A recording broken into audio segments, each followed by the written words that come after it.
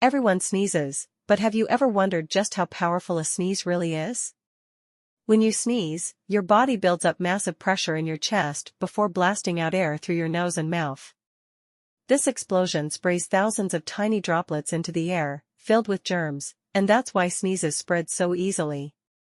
You might think it's just a puff of air, but it's actually one of the fastest forces your body can create. So how fast does it travel?